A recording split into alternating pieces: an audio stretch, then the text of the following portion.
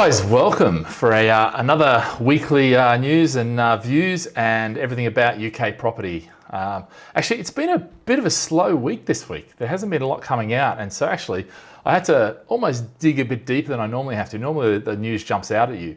But anyway, we've got some good stuff because actually the main thing, and I guess the thing that excited me the most was actually this great reset, you know.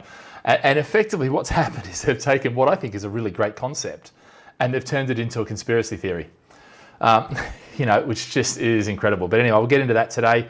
We're going to look at the an offshoot of that, which is the UN or United Nations Sustainable Development Goals, yeah, and actually what they're about. And I think, you know, if we could achieve them, it's great. But, and we'll get to the but when we go to that segment. Yeah, house prices have started to fall, started to come off. Not drastically. We've been expecting this, and it will probably continue through the winter. But you know, right now it's actually not a lot. It's just the activity is slowed down, you know, October and November, and that's what we're expecting. Could capital gains double? So we had Rishi Commission report in July. They've come back and said they think that they could bring it in alignment with the income tax. You know, is that good, bad, and really how does it affect you? Hong Kong investors, you know, interestingly, a lot of activity there, a lot of activity. You know, they're seeing it as a safe haven. You know, I've been saying this for a while. You know, they got us to a large degree, certainly London and possibly Manchester and a little bit of Birmingham, out of the crap last recession. Will that happen this recession? You know, we'll see. And arguably, actually, we'll talk next week. We're going to talk about the recession, which technically we're looks like we're out of it. And unemployment isn't an issue yet. Okay, so we'll have a look at that and why I think actually it's being overbaked right now about the you know, unemployment. And evictions back on, sort of. All right, so that's what we've got for you to install, and we'll get straight into it. So, but actually, before we get started today, what I wanted to do was just yeah, if you can, just, you know, smash the like button, and, you know, by all means comment. We've got the comments going. We're going across Facebook and YouTube and the various outlets. Any questions you've got about anything going on in the market, I'm happy to answer. You know, feel free to write in there and tell me you're out there. You know, happy to give your name and give you a shout out.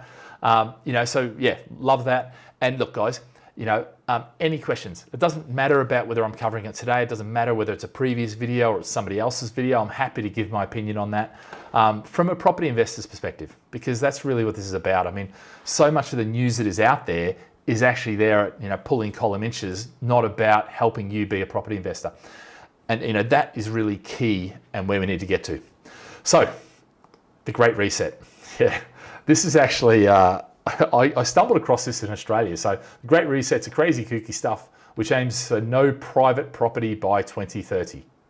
In other words, worldwide, we're going to have one government, and this is a conspiracy theory, by the way, one government, and there's not going to be any private ownership because private individuals can't possibly you know, manage property better than governments can, which is just, you know, when I heard that, I had to laugh because that is absolute rubbish for a start. But, you know, the thing is, it's getting lots of YouTube views. It's getting lots and lots of things. I mean, one of the things, the reason I'm putting the Great Reset in here today is because I want to see when I put it on, whether you get all these conspiracy theories, theorists coming onto my channel and saying you're an idiot, you don't know what you're talking about. It is a big, you know, it is going to happen, and they are doing this, and the UN and the Davos, you know, crew, they're all behind it. I just don't see it, you know. And interestingly, when we fact check it, you know, yeah, we rate this as fault because it's not supported by our research. The claim suggests the UN's Agenda 21, so that's the Agenda 21, which is and the 2030 Agenda for Sustainable Development. So we'll look at that one today. We'll establish one world government. Yeah, it's not going to. You know, it also talks about, you know, no private ownership and these sort of things. And I think the key here is forget this. You know, this is rubbish. Actually, it's quite exciting to see the UN, and I've actually started reading the report. I haven't got all the way through it, but it is pretty exciting to see what they're doing. And I do love that, actually. You know, there's a lot of good stuff happening. If you haven't read a book called, oh, you know what? I've forgotten the bloody book. I'll put it in the description when I think, Factfulness. It's a fantastic book because what it shows you is what the media is saying about stuff and what the reality of the statistics are. And I think when we have a look at these sustainable development goals in a sec, you're going to see that there's some pretty lofty goals. And, you know, are we doing them? Well, we'll have a look at that too. So This is the 17 goals to transform our world. And this great reset is the theory behind that. Actually, let me just come back on. The great reset, the theory behind that is that in Davos, they're going to be talking, it's the theme for Davos this year. And actually not in Davos, but it doesn't matter. It's the same thing, the World Economic Forum. And effectively, it's about taking this opportunity, this once in a lifetime opportunity to reset everything. Yeah, put it all on the table and reset it all. And I love that concept because as a business and as individuals and as that, we go through periods where we get a bit of a knock across the head, knocks us down, and we're going to get back up and we rebuild ourselves stronger. Yeah, we don't have to attach ourselves to what was. We can actually go and look at what is. And I think that is the key here, and I think that's the exciting bit. So for me, it's maybe I sound too optimistic, and maybe I'm too excitable and that sort of stuff, and but actually things are bloody good, and there's lots of good going on in the world. And I think if you filter out the BS and crap, that actually you get to the really good stuff. And there is a lot of good stuff happening in the world. And I think the trick is if you focus on the negative, that's what you're going to get. If you focus on the good stuff, you're going to get more of the good stuff, and actually your life will start getting better. And I think that's great. I mean, look, guys, shout out if you're listening. Shout out and tell me if you agree, because I'd love to have a bit of a conversation about that. Because is it just me being ridiculous, or So I think it's one of these things where these sustainable development goals, no poverty, zero hunger, you've got good health and well-being, quality education, gender equality, clean water and sanitation, affordable and clean energy, decent work and economic growth, industry, innovation and infrastructure, reduced inequalities, sustainable cities and communities, responsible consumption and production, climate action, life below the water, life on land, justice, peace and strong institutions and partnerships for the goals. And underneath each of those is a whole heap, a subset of tasks that need to be completed. And actually, when you're reading, it's pretty exciting, Now, like anything, when you get politicians involved and governments and that sort of stuff, it's great to produce these documents, but actually achieving them is one of the challenges.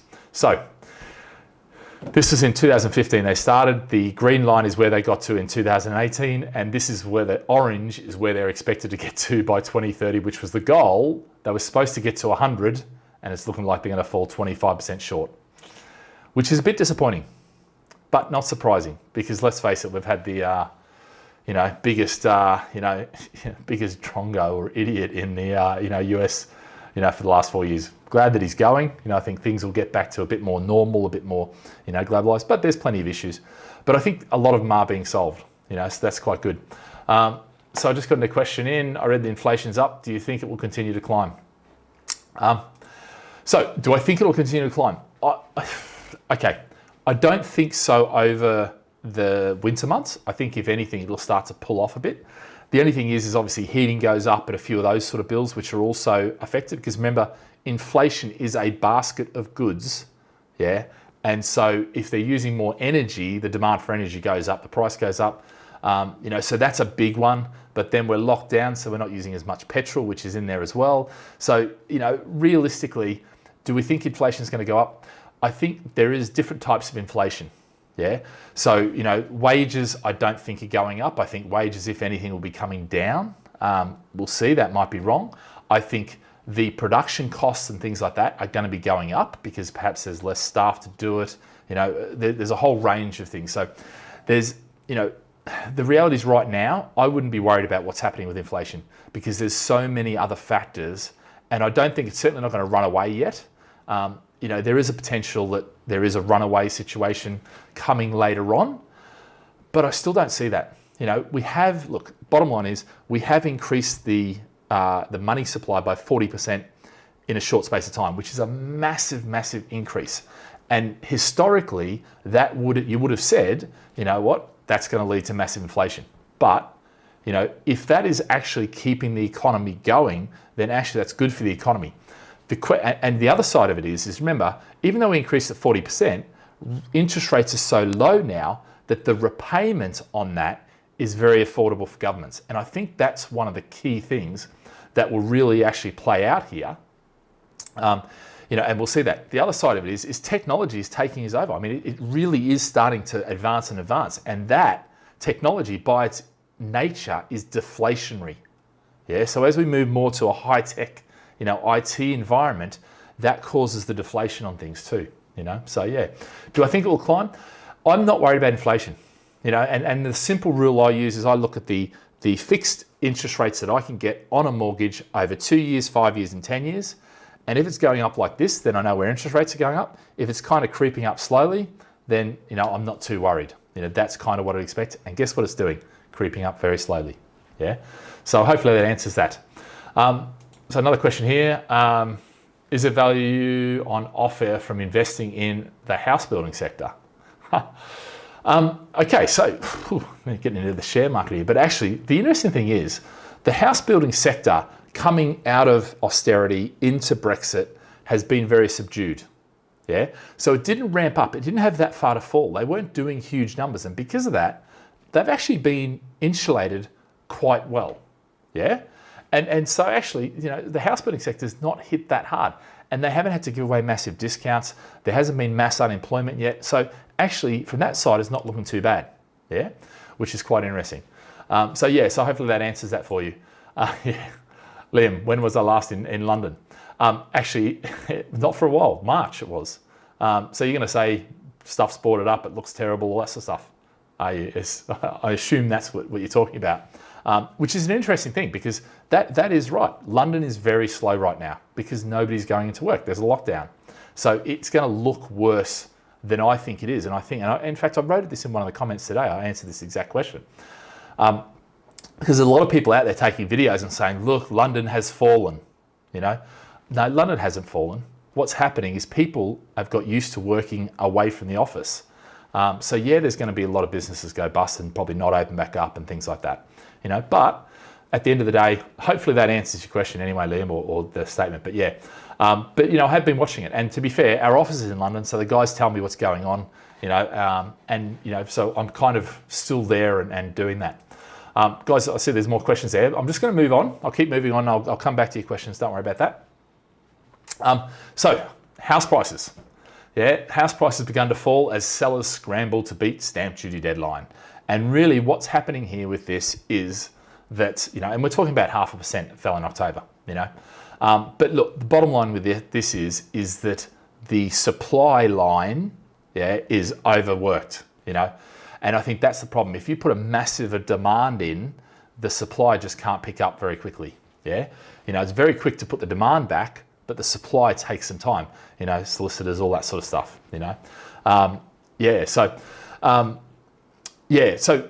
House prices. Starting to fall. We expected this. I'm not even worried about it right now. I was expecting it. I'm also predicting. It's interesting because a few people are starting to predict house prices are going to go up next year. I'm still sticking to my -3% next year. I think some areas will do better, some areas will do worse, and it depends on what happens in those areas with the businesses that sustain the employment in those areas as to see how they go. Capital gains tax doubling. So let's talk about that because this is a big one. So, or could be a big one. And I think the reality of that is that, yes, there was a report, capital gains tax doubling, look, right now it's what, 10 and 28%, depending on your marginal rate of tax. And, so it could go and meet the rate of tax. But look, do I think it's that much of a drama? I don't think it's that much of a drama for most people. Yeah, because if you think about, when was the last time that you sold a property? Yeah, when was the last time you sold multiple properties in 1 year? When was the last time you sold even 3 or 4 properties in 1 year? Yeah, so it's not going to affect you that much. It will. Look, at the end of the day, if you're paying 40% tax rather than 28%, yeah, it's an extra 12%. Yeah, and that can have a big effect. But it's not set in stone. Doesn't mean that it's going to happen. Rishi actually said that he won't raise taxes, to recoup that money, and I don't think he needs to. As I said before, they're borrowing at very cheap rates over long periods. The repayments are very small and affordable. So it's not like there's huge interest rates. And actually, if you look at the interest rate predictions, it's not like they're going to go up massively. So yeah. Alan. So Alan's just said, is it really realistic for interest rates to remain as low rates they currently are, and this will not trigger a bigger issue long term? Yeah, good one. So look, I think with this, is it realistic they can? Yeah, they can. I think they definitely can. You know, the trend has been down for a long time, and really there's nothing pushing them up right now. And I don't see, for me personally, I don't see anything on the horizon that's going to see they need to go massively up. Yeah. So there's that aspect. Is it going to create a bigger issue down the long term? That's the $1 million question, you know. For me, right now, no. Even though we've got that 40% increase in money supply, I think that was what was required to actually, and it's probably going to go higher than that, by the way. That was required to get us through the coronavirus stage 1 and stage 2. What I think is going to be interesting is to see what happens in the US now. You know, if they go into a lockdown that's 6 weeks or 8 weeks, and what happens there, and the civil unrest and all that sort of stuff. And I mean, it's a hard thing for a government right now, because you've got the people that go comply and are happy to do that, and then you've got the people who go, stuff you, it's my rights not to do that. It's a hard decision, and you know, I mean, I wouldn't like to be in that position. You know, what would you do? You know, do you steadfastly enforce the law? You know, it's a hard one. You know, so it's, you know, for me, is there a bigger picture issue? Not right now. I'm not worried about it. It could be, you know, I could be totally wrong, but I don't think so. I'm more optimistic than pessimistic right now. And the question is, I've seen enough, say for instance at auctions where prices are going cheap, that actually prices, I think, will, you know, they'll come down a little bit, but nothing drastic. And that's normal for winter, pretty much. You know, so yeah, we'll see how that all goes. I'll just take one more now. As someone looking to get into property investment, how do you know if I'm being too emotional about my decisions? Look, if it's your first one, you are going to be emotional. Yeah. The biggest thing you can do is just spend more time making sure you know the area, making sure you understand what's going on in the area, making sure you do the cash flow right, making sure you get all those ducks in a row. Do your research, go and visit the area, go and do a walk round. Yeah. Look at the plans for the future and all that sort of stuff. You know, I think that's key. And when you do that, you know, look, that'll help the emotions, but at the end of the day, there's a decision to be made, and you are going to be, you know, shit scared of making that first decision, of taking that first leap, but you have to do it. Yeah, you have to do it. Once you do the first one, actually everything gets easier from there. Yeah, but most people, they sit there and they procrastinate, and that's not what you want. Yeah. So good, well, guys, we've got the questions coming along, which is great. So look, let me, I'll do the next one, which is Hong Kong home buyers seeking haven in the UK. You know, look beyond London. Now, looking beyond London, yeah, they are. They're looking into Liverpool, they're looking in Manchester, they're looking into Birmingham. You know, interesting, if we have a look at the exhibitions in Hong Kong in 2009, that's the black ones, you'll see Australia, you know, stayed about the same, Canada stayed about the same, Japan a little bit less, UK, massive. Yeah, massive increase. And we've seen that with the amount of, you know, our Hong Kong investors that are back buying again, you know. So that's a good thing, because it's assisting the market, it's supporting the market. I don't think it's enough to drive prices up massively. And certainly we haven't seen that. You know, we haven't seen in London prices jumping up, or in Manchester, or anywhere really. You know, I mean, if you think about it, you know, people are talking about this mini boom, but we're only talking about 5 to 7%, depending on who you believe, for the whole year, which actually is not a mini boom at all. It's a good year. It's beating inflation. It's doing all that, which is great, you know, news. So yeah, so I think, you know, it's good to see that, and I think we're seeing Singapore investors, Hong Kong investors, Malaysia investors. The Middle East is really, for us, has dropped off. You know, there's a lot of, if anyone, it's our clients who are coming back from there. So we're going to see what happens in the Middle East with their problems. But I know their house prices, geez, wow, they've been hit pretty hard. So Liam just said, no, just wondered. I know you're in Singapore, hard to travel, so your business is hard to do with a pandemic on. Look, the funny thing is, with my business, I've been over here for 8 years, so I'm used to this. And yes, I used to travel, and I love getting back to the UK. You know, we've got a home there. It's, you know, it's great. But the reality is that actually the business still does well. Yeah, it is harder because I've got to be up later. You know, so you know, I do the webinar series. It starts at 1 a.m.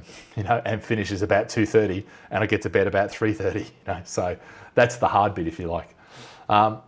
So, Danelle, do you feel single-let, buy-to-let strategy is less risky in the current market than divulging into multi-key strategies like HMOs and service apartments?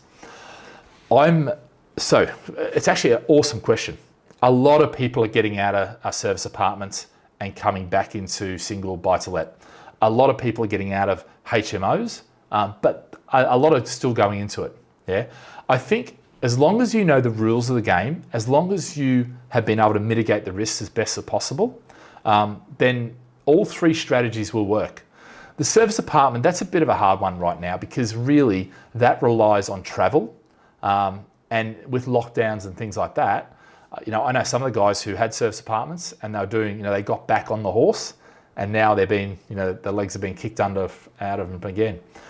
So that one's a hard one. HMOs, they are good yield, but the challenge is obviously you're in people that are renters and generally the lower end of renters, and they've been most affected by coronavirus, which unfortunately that's the nature to a degree of recessions, is they hit the poorest first before they hit the richest. And unfortunately, and it is unfortunately, the way we have things set up in the world right now is the rich are getting richer, because what happens, doesn't matter where you put the money in, if you put it at the top, it stays at the top, put it in the bottom, it goes up, and that I think is where the Great Reset could actually, and hopefully will help out and get that wealth distribution back into, some resemblance before we have massive revolution, So yeah, that's my thought on that. But look, do I feel it's more riskier, that it's less riskier? Look, standard buy-to-let is less risky, even though lots of people are saying, well, hold on a sec, but you've got all this compliance, but you have that in HMO, you have that in service apartments, not so much in service apartments. It's a little bit different, but certainly HMOs and things. If we're being honest, the number of arrears that we have with EasyTrack, over 1,200, almost 1,300 properties, is very little. Most of our tenants, we're being able to talk to them, have a proper conversation. If they're in difficulties, we tell them to go see the government, and the government's been supporting them, and actually we've got through this together. So there's very few people who are going to have to evict and we're waiting to evict. There are some, but it's not massive, so I think that's quite good. Yeah. So let's look at unemployment, because I think this is one of the key things too that I really like, and I think is important. If you have a look at this graph is over, literally 25 years, or it's more than 25 years actually. I put it on the max. So you can see where we are right now. We're at 4.8%. 4.8%. Now, if you have a look, we've not been that low, okay, all the way, in the 80s, the 90s, the 80s, and you've got to go back to the 70s before you see that, yeah? Which, so even at 4.8, that is still quite low. Now, will it increase? Yeah, it possibly could, and I think it will still increase. But look where it went to in the last recession. It got up to 8.3% or 8.4%, I think it was. So, we've still got double the amount of people who have to become unemployed before we're even at the last recession's level. And that is the power of that furlough system. And that is the power of the universal credit system. And that's the power of all this money that the government's spending. It really has made a bloody difference. And I think in 20 years' time, when we look back and we go, oh, but that was supposed to be the Great Depression. And we say, no, the Great Depression, we raised interest rates, we soaked up all the money, and there was nothing going around, so everything stopped and we went into a deflationary period. This time, if anything, what we've done is, rather than go into the deflation, we've added the money to it, which has kept everything afloat. And I think that's the good thing, so yeah. All right, so let's see, another question here. So Liam's got, lack of supply when the stamp duty ends, will uphold prices, or like you say, yeah. So I think, look, I think right now, there was a lot of pent up demand. There was a lot of opportunistic buying, people who wanted to get on a ladder, and a lot of that has, that will naturally come to an end now, as the stamp duty kicks back in. Do I think we're going to fall off the cliff once stamp duty ends? No, I don't.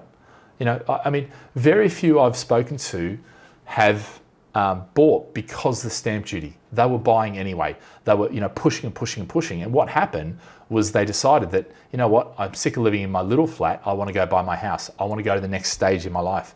And that's been a big motivator. So I think prices will uphold. And I think actually, certainly in London, we're seeing London is already starting to, tick back and kick back. And it feels like now London, like it did when we started going, into the east and south, southeast of London, and doing the the regeneration sites there and investing there, it feels the same now as that we're going into the west and the north. Yeah. So a lot of the property we're getting now is more that focused than it is that side focused. We still have some stuff in that side, but it's feeling like whereas London since 2016 has been subdued, now things are starting to creep back, which I think is, a good thing for London. And I think that also is the same with a lot of the other places as well. So Tim writes, would you recommend fixing a mortgage for 5-10 years or remaining floating, take the risk of a climb? I think you can monitor it. Sorry, I just clicked you off. I think you can monitor it. And I think for me, it depends on your situation. If your risk profile is such that, you're adverse to risk and you just want to lock it in and forget about it, and it might be your home and actually you don't want to even worry about it, then by all means do that. And then you don't have to worry. Yeah. In actual fact, if you look at the 2-year, the 5-year and the 10-year rates, there's very little difference. There's about a % difference, which isn't a lot over a 10-year period. So you've got that level of certainty. The question then is, do you want to take money out in the meantime? The question is then, are you building a portfolio and you want use of that money and it's going to cost you, a fee in order to, take it out or to pull off if you want to leave after 2 or 3 years, because that might be the thing. So it depends on your situation.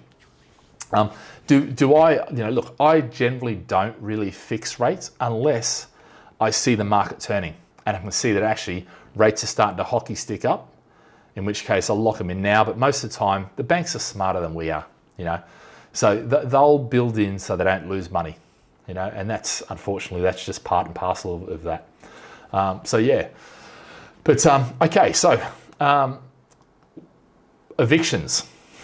So substantial rent arrears cases are now exempt, from the eviction ban. So this is bloody good news, because we've had one of these ones which has been going on for 2 years now. The landlords have, I don't know how much they've lost, but it's a ridiculous amount, and she refuses to leave. She won't pay the rent. We've had a high court order since, I think, February. We finally went to get her out and they put her in lockdown the week. We went to get her out again and then they changed the rules and we went to get her out again, and now we're getting her out. So hopefully they don't change the rules before we actually get her out of there. It's the worst ever case I've seen. In fact, I was speaking with Paul Champolino from Landlord Action last night about maybe putting it on his show. So we'll see. But she'll be out by then, unfortunately, so by the next series. But, the interesting thing is with this, it is good news because it is, it's almost, how would I say? It's fucked, excuse the French. Absolutely fucked how they've treated landlords. It's almost like, too bad, the tenants are more important than you, And, it's, for me, that is just, some landlords, and certainly, where tenants have taken, abused the system. And I think that really peeves me off, so, I think, we'll see. So Alan writes, I'd love to invest in property, but with the past year and its issues, savings are non-existent. What would be the minimum amount I would need to invest in buy-to-let? It seems, here we go, I forgot to put that. It seems that the only option for people with money, the only option for people with money these days. And are buy-to-let still viable investment considering the deposits required?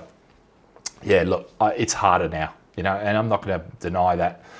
When I built my portfolio in the UK, each property was treated as an individual property. They didn't look at the rest of your portfolio. As long as you had clean credit, they weren't worried about your income, nothing. So it has got a lot harder now, and at that stage, I remember the Northern Rock where you had 110% mortgages, so you could build them up very quickly. And I was fortunate enough to arrive in the UK just as that kicked off and take advantage of that and build, quite a large portfolio.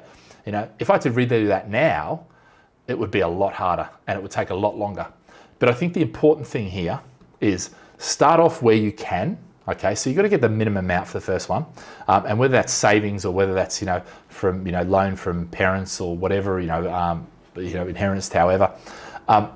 The trick is for this is to start and to keep building. I just did last night's webinar on how to get started in property.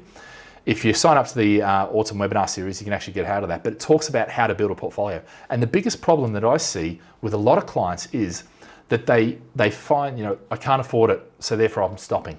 Yeah, no, you can't afford it now, but put a plan in place, work towards that. And in the meantime, read as much as you can, get highly educated. There's plenty of options out there on how to do that. But yeah, look, you do need money these days. It's very hard. Look, I love these people that jump on and say, oh, I built, 10 properties with no money down. Great, and if you can do that, fantastic. But for most people, that's not realistic. And for most of, probably 90% of the people that say they did that, it's BS. Unfortunately, it's not that easy to do, what else have we got here? Do you think the bull run of the property market will continue into 2021 and the end of stamp duty holiday? Do I think it will continue? Look, I think it's going to slow down over winter, but I think things will pick up next year. I don't think the unemployment rate, because I wasn't sure before when they had the JSS, they went from furlough to JSS, yeah? But then they cut the JSF and extended the furlough. Now they've done that, I actually think a lot of the jobs are going to be saved. The ones that are going to go and that have to go will be the ones that need to go. Yeah, in industries that have been disrupted, in areas that just haven't got the fundamentals. In businesses that aren't keeping up with the time. So if you're in a business, if you work for a business that's going to be disrupted, you've got to really think about that. Because you're probably better to jump now and find somewhere else that's already pivoting to the new norm, if you like. Or if you own a business and you haven't, you're putting your head in the sand thinking, oh, this is great because I've got all this furlough money coming in. No, now is the time you need to be sitting there going, right, how do we need to pivot? What are other people doing? What are some of the good ideas? How can I integrate some of this technology, put stuff online and that sort of stuff? You have to do it. Sitting there going, oh no, my business is fine. You know what? Something somewhere is going to come up and it's going to across the head, and you'll lose that business, or you'll lose that job. That is what's going to be happening. I mean, let's face it. If we look, if you look at some of the studies of what AI and what technology is going to do to the employment market, we're talking about 40% of somewhere between 12% and 49%. But most people are saying around about 40% is a sort of upper limit, which is a huge, that's 40% of jobs are going to either be made redundant or change significantly in that period, that's a massive change. And that's starting to happen now. Yeah. This great reset that the, World Economic Forum is talking about, what they're talking about is, looking at the way we do things now, and almost the timetable is sped up, because let's face it, climate change, I don't care what anyone says, the science is pretty robust that we are screwing the planet and we're the reason for it. But, we've got a window for it. And I love Richard Attenborough's latest thing, we were watching it the other day. Wait there, where are we? So what's this one? This is Danil Yan. I have a small 8 with my business partner, yep. Just going through a mortgage app with Paragon Limited Mortgages. Absolutely a nightmare in terms of underwriting. Absolutely. You recommend bridge of finance. So bridging finance, so you're remortgaging to buy more property, I take it. Look, the problem is wherever you go, it's a nightmare. Yeah. I mean, you just can't get away from that now. I remember in the days when we used to say that we wanted to exchange within 30 days or complete within 30 days if it was a thing, and we would do that consistently, bang, bang, bang, bang, bang. And you know what, if we didn't do that, it'd be like, what went wrong? Yeah.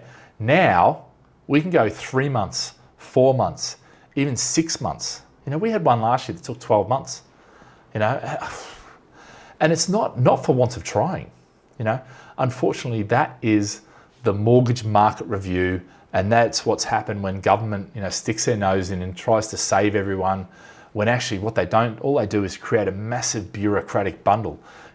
Lenders are good at lending. Lenders are good at pricing and risk. That's their job. I mean, if you're an actuary, and you work for a finance company, you are paid bloody well because that's your job to do that, you know? So yeah, do I recommend bridging finance? Yeah, if you need it and it's worthwhile, but make sure you know what you're getting into, and make sure what happens if, you know, you think that the mortgage is just going to take a bit longer, but what happens if that gets taken away? You know, if the criteria changes and now you're stuck with the bridging loan. I've got a mate of mine who's a developer, and you know, and he's stuck on bridging loan, you know, and I think it's 1.5 a month, and it's killing him, you know, and that really, you know, I don't know how much he's trying to do one of these CBIL loans. He probably will get there, you know, and actually, no, to be fair, he's almost there, so it's good.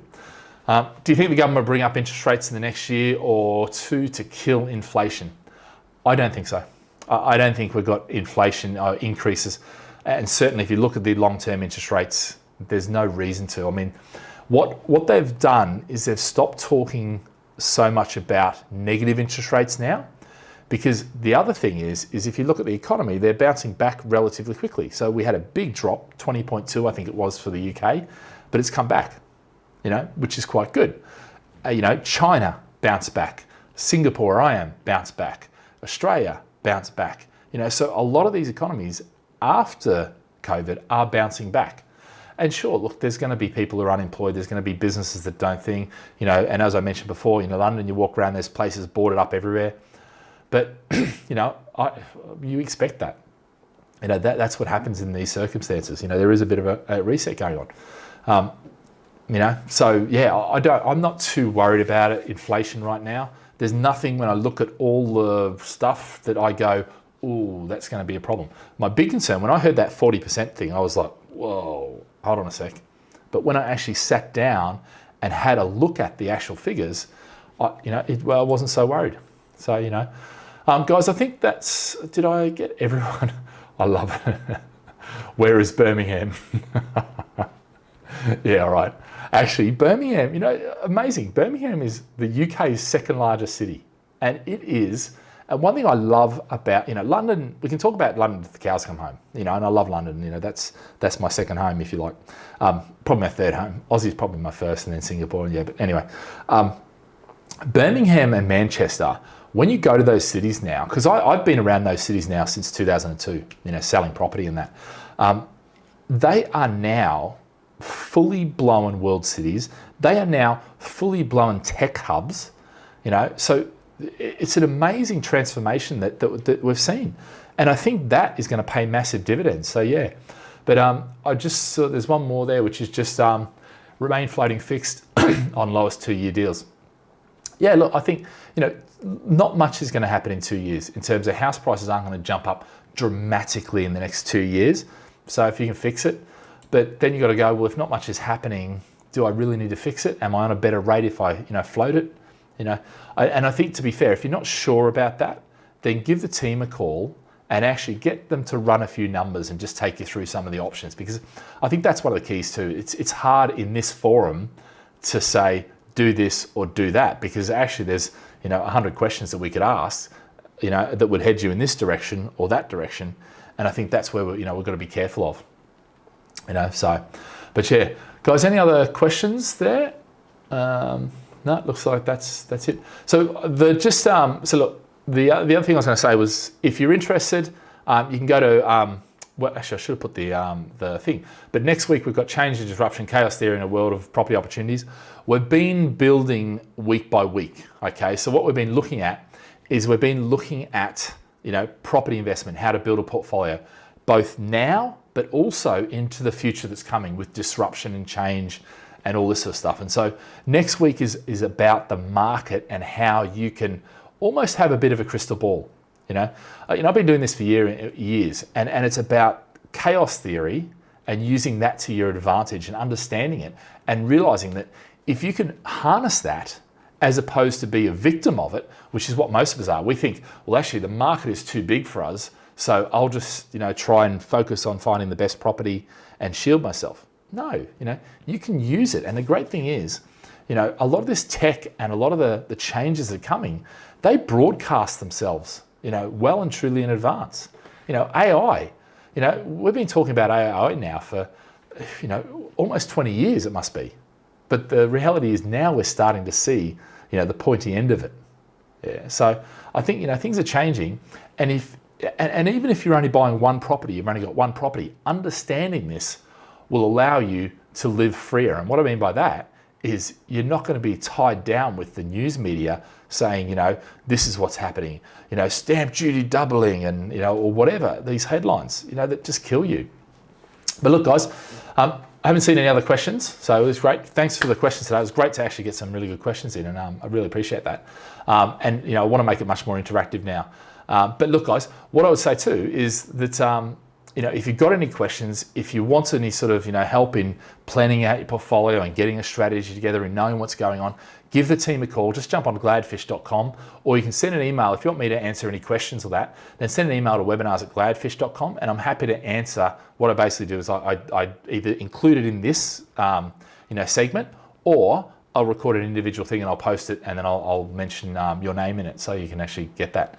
But yeah, guys, thank you very much and appreciate your time. And we'll see you next week. Anything else you've got, send through to the webinars or check out the website, gladfish.com. And we'll see you next week. Thank you very much. All right. See you guys. Bye.